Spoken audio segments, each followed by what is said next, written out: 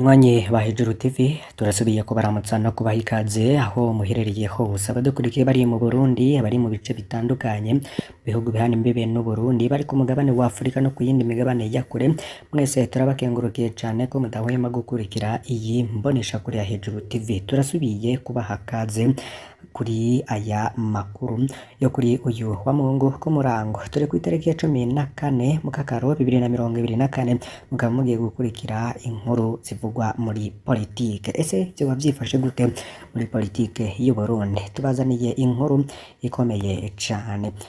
Reka dutangurire kuri aka kantu y'abantu batandukanye bariko barasenga baragira bati Data wa twese uri mu ijuru. None kubera iki abantu batavuga ngo dawe wanje uri mu ijuru? Umwe wese agiye kwitura Imana ategerezwa kwibuka ko atari Imana yisangije ahubwo ko ari umuvyeyi wa twese kandi adukunda twese, no kuvuga ko akunda n'abarya kumbure tubona nk'abanzi. Ni Imana ya Evariste Ndayishimiye ikaba n'Imana ya Agathon Rwasa kandi bose ikabakunda co kimwe. Ni Imana ya Reveriyano Ndikuriyo ikaba n'Imana ya Alexis Nduhije kandi bose bakunda co kimwe. Ni Imana ya Gervais Ndirakobuca ikaba n'iya Petero Karaveri Mbonimpa kandi bose ikabakunda co kimwe nk'abana bayo. Ni Imana y'umukuru w'imbonerakure ikaba n'Imana y'umurwanyi wa Red Tabara. Ni Imana ikunda Abarundi n'u Burundi, igakunda Abanyarwanda n'u Rwanda, igakunda Kenya n'Abanyakenya, igakunda Uganda n'Abanya-Uganda. Ni Imana ya twese. Ibaze ibyo tubitahuye ingene hohinduka byinshi ngo tubabarire nk'uko natwe tubabarira abatugiriye nabi. Ni ijambo rikomeye cyane. Aho ho yemwe ngiyaba tubanza no kwiyumvira nkeka ko tutanasubiranwa kubera Imana ngo kubwira Imana ngo mbe imbabazi ubanje kuraba ingene nanje ndaziha abangiriye nabi, bisigura ngo niwasanga ntatanze imbabazi nanje uraca uzinyima. Mbe yemwe ninde yoheza akababarirwa?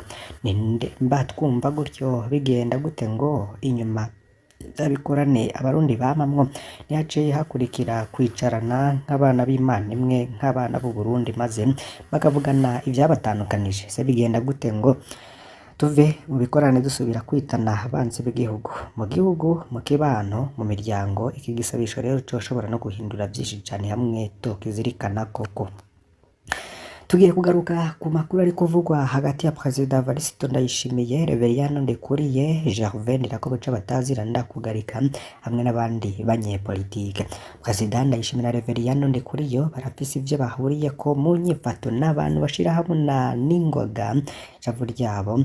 Inyinyurana ry'abantu rero bameze gutyo ntirikunze no kwishira kubera atawuhebera ubundi, ndetse mu majambo ari muko yumvikana muri iyi minsi ashikirijwe na Gervais Ndirakobuca umushikiranganji wa mbere w'igihugu c'u Burundi, agaragaza rero ko adafatikanije n'umukuru w'igihugu. Umukuru w'igihugu atangaza ivye ku ngingo runaka, ndetse kuri iyo ngingo Reveriyano Ndikuriye agatangaza ivyiwe n'ubundi bihinyuza ivy'umukuru w'igihugu aba yatangaje, ariko Gervais Ndirakobuca wewe bikagaragara ko vyose tangazwa n'abo babiri n'ubundi nawe atangaza ibitandukanye n'ivyabo. Amajambo rero Reveriyano Ndikuriye aguma asubiramwo akenshi yumvikanamo gukuramwo no kwica, ndetse n'umuti wibaza wumva mu kudadaza no guheza umukeba. Gervais Ndirakobuca wewe akaba mu majambo yiwe yumvikanisha ko ico ushobora gukora cose hafatwa ingingo zikomeye kandi zikora ku bene gihugu, nayo umukuru w'igihugu ntiwamenya amajambo atangaza kuko havuga kimwe ku ngingo runaka, mu nyuma rero agasubira gutangaza amajambo yo kunyomoza ico yari yatangaje. Akarorero ningene hagenda aratangaza ko Burundi ari Edeni, mu kandi kanya kumva ngo hari abashaka kubugira nabi, ndetse hari n'ababutembagaje, akidogera ubutungane, akidogera n'abandi benshi bafatikanije muri CNDD FDD. Perezida Ndayishimiye rero ngo we atangaza benshi kuko ngo yatanguye amufata nk'ikigugu, bamufata nk'uvuga amajambo menshi atari bushire mu ngiro, ariko sivyo na gatoya kuko Perezida Ndayishimiye ngo arafite inzigo ikomeye kandi umuntu amuheza ariko aramutwengera. Imbere yiwe rero yama yeze intambara yiwe akayitegura mu mpisho, yatanguye kuvuga ajandajanda ibintu rero ngo ababigejeje kure. Ubundi burorero no bw'amakudeta kuko Evariste Ndayishimiye akunda kuyatangaza ko amakuru avuga rero ko hari igihe aba amerewe nabi, ariko kenshi akabitangaza n'imbere y'abene gihugu. uravye rero inguvu n'igihagararo bafise Ndayishimiye Ndikuriyo bose ntiboroshe. Ndikuriyo arafise umugambwe, afise imbonerakure, afise amafaranga menshi, akaba ashigikiwe n'abiyita ko bari mw'iragi rya Nkurunziza. Abo nabo rero barimwo mu nzego zose z'igihugu, barimwo no mu nzego z'umutekano. Arashobora no kuronka bamwe mu mashengero y'abaparoti bahora inyuma ya Bunyoni. N'inyuma rero ya Ndikuriyo hari n'umurwi munini w'abagumyabanga bumva ko abahemukiwe na Ndayishimiye. Aho kandi hongera ko abaherutse no guhombera mw'ihindurwa ry'amanoti ryabaye mu mwaka uheze. Bose rero boshima ico bakura ko Ndayishimiye, ariko Ndayishimiye nawe muri kino gihe arashigikiwe n'abarundi batandukanye nubwo baguma bamwidogera. Ariko iyo uvuze gukuraho perezida Ndayishimiye bose bavyiyamirira akure. Ikigaragara rero nuko Reverien Ndikuriyo hibazwa niba ashobora kurindira gushika muri 2034. Ni ikibazo gihambaye cane. Reverien Ndikuriyo arimwo, ni ikibazo rero yicayemwo kibanza yicayemwo kimutegura kuba umukuru w'igihugu kukira Ndayishimiye muri kano kanya hagize n'igishikira perezida Ndayishimiye. Mukuru w'inama nshingamateka Gérard Daniel Ndabirabe niwe yoca arongora igihugu vy'imfata kibanza agaca ategura n'amatora. Ntakeka ko n'umunyamabanga mukuru w'umugambwe CNDD-FDD yoca awuserukira mu matora gutyo. Bitwa ko bari mu ragi rya Nkurunziza bakaba baragarutse ku butegetsi. Birumvikana ko Reverien Ndikuriyo asa n'uwicaye ku irembo ry'ubutegetsi, ariko ikibazo ni imyaka isigaye kugira ngo Perezida Ndayishimiye arangize ibiringo vyiwe. Ibwirizwa shingiro ridahinduwe, Perezida Ndayishimiye akongera gutorwa muri 2027 arashobora kurongora Uburundi gushika muri 2034. Aho ni kure cane kuko Reverien Ndikuriyo nta mahirwe menshi afise yuko azoba akirongoye umugambwe ico gihe. N'inyurana ryabe na Ndayishimiye ntiritabayemwo ikindi kintu kidasanzwe. Reverien Ndikuriyo biragoye ko azoba umukuru w'igihugu. Kahise rero katari akakera kerekanye ko umukuru w'umugambwe ari we aneshwa iyo ahanganye n'umukuru w'igihugu. Reverien Ndikuriyo rero aravye nabi aho kuba kw'irembo ry'ubutegetsi arashobora no kwisanga kw'irembo rya mpimba, kuko ngo biba bikomeye muri aba bagabo bari hejuru cane. Abarundi rero nabo bakamenya bikeya mu bisanzwe biba. Hari umurundi yaba mu bihugu vy'iburaya yigeze gutangaza ko opposition yimukiye muri CNDD-FDD, ndetse twaranabashikirije n'inkuru ziyemeza ingene ku kirimba c'umukuru w'igihugu Ntare House haba haragaragaye impapuro zo kwiyamiriza umukuru w'igihugu Varisito Ndayishimiye. Ese vyari vyakozwe na bande? Kugeza na n'uyu mwanya rero ntiharamenyekana ababitanguje, ariko bigaragara ko muri politiki aba ariko urukino rukomeye cane, ndetse rukaba rubonekamwo abanyapolitike bakomeye cane. Niyo nkuru rero ya mbere twari twabateguriye kuri abo bagabo uko muriko murababona no muri iyo sanamu muri telefone, televiziyo canke inyabwonko zanyu. Reka rero tubandagirize no ku bindi bigiye bitandukanye vyagiye birashikirizwa n'ibimenyesha makuru bitandukanye. Ubundi ni inkuru ishimikiye ku binyoma ndetse no kudahuriza ku bivugwa, ibihushane no kuzinana vyose birinjiranamwo. Ese hemerwe nde canke hemerwe iki? Ni ku kibazo c'igitoro. Haraheze amezi 46 Burundi buri mu ngorane zifatiye ku bitoro. Muri aya mezi aheze izo ngorane rero zariyongereye gusumba, bituma ari abarundi bava mu ntara zo kumbibe no mu gisagara c'ubudandaji Bujumbura baja kukigura muri Congo canke muri Tanzania, kuko rero badashobora no kuja mu Rwanda kuko imbibe zugawe. Umukuru w'igihugu c'u Burundi, mushikiranganje wa mbere, abashikiranganje b'ikiga ca leta ubw'amasoko ntangaguvu n'urongoye inama nshingamateka bose bafise insiguro zitandukanye kuri ubwo bukene bw'igitoro, mbere zibushanye. Mu majambo y'izo ndongozi rero baravuguruzanya, kandi abandi bagahitamwo kubesha canke kurazirana gusa. Kwa 14 Ruheshi guheze, umushikiranganje w'u Burundi ajejwe ikiga ca leta yari yatumyeko n'inama nshingamateka y'igihugu. Nshingamateka uwo munsi bariko biga integuro y'itegeko rishiraho amafaranga leta izokoresha mu mwaka 2024 gushika muri 2025.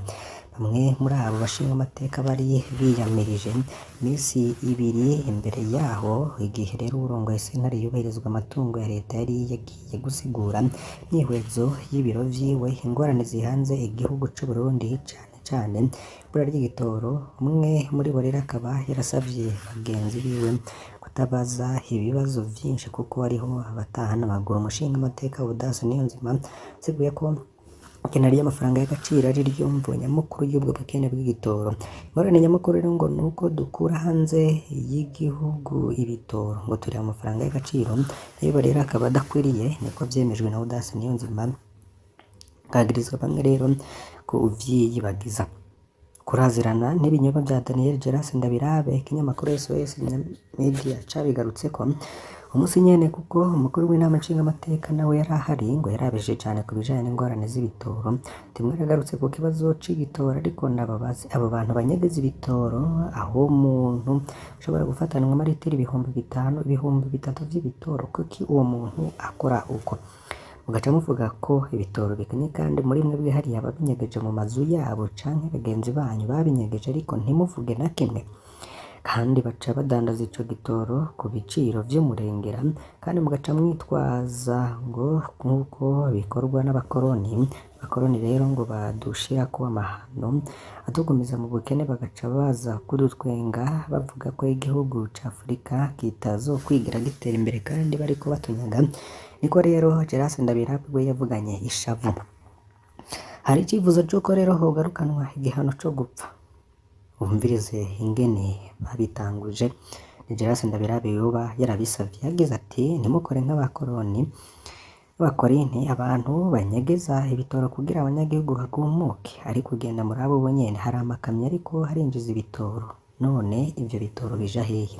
Tuzosaba leta igarukana igihano co gupfa ku muntu wese afashwe ariko ariba igitoro, kuko igaruka gukenesha igihugu n'abanyagihugu. Muvuga azoce yicirwa aho nyene, kumbure ingorane zizoca zitora umuti bukebuke, niko Daniel Geras Ndabirabe yashimangiye. U Rwanda rwama rurwa mu mporera ibihe vyose, nk'uko rero tangazwa n'abategetsi. Mwumvirize ico batangaje. Ubwo Daniel Geras Ndabirabe rero bari abakozi ba leta birya umushatsi bakamara amajoro yose bakora kugira ngo ibitoro biboneke. Harababazwa nuko hari abantu rero baja kugurisha ibitoro vy'u Burundi mu gihugu c'u Rwanda. Ariko tuvugisha ukuri, muri uyu mwanya igihugu c'u Rwanda nta kibazo c'igitoro bafise, kuko nta barundi bahari baja mu mahanga kuvuga bati ntimwihe ibitoro Burundi, ngo Burundi ntiburiha kuki mutabiyamiriza. Leta niyo itanga amafaranga y'agaciro yo kuzana ibitoro, ariko harabaca babinyegeza kugira ngo baje kubigurisha mu Rwanda. Niko bagirijwe n'umukuru w'inama nshingamateka y'u Burundi. Ico ni ikinyoma gikomeye. Abwira rero abashinga amateka biyamirije amatagisi y'urutavanako n'ubukene bukwiye igihugu cose. Ndabirabe yavuze ko yifuza ko bacibwa intoke. Ngo none murashaka iki? Muri mwebwe nta badandaza mu mafaranga y'agaciro canke bagenzi banyu, ariko murakuga ngo nta mafaranga y'agaciro ariho. Igihugu nta mafaranga y'agaciro gifise, ni gute mushobora kubaka ayo mazu meza meza tubona? Si amafaranga y'agaciro munyegeza, kandi muranka kuyashira muri BRB. Mwategerezwa gucibwa intoki mukoresha mu guhindura ayo mafaranga y'agaciro mu gihe igihugu n'abanyagihugu bari mu bukene. Niko rero yavuganye agashavu, akifuza ko abahungabanya ubutunzi bw'igihugu bamanikwa ku giti. Umukuru w'igihugu rero nawe akivuguruza, agatanga n'ibiharuro bitabaho. Kuganeva rero ubukene bw'ibitoro bwo butumwa ku ruhande rumwe n'ubukene bw'amafaranga y'agaciro mu Burundi, bikava ku bwiwe ku bishoka bike hanze y'igihugu no kudatunganya neza ubutunzi bwe buhari. Ariko rero arivuguruza akemeza ko abarundi baguze amamodokari menshi, amapikipiki n'amatukutuku, akagiriza bamwe mu bo bakorana kubuza amashirahamwe y'ibitoro kubiha Uburundi butariha.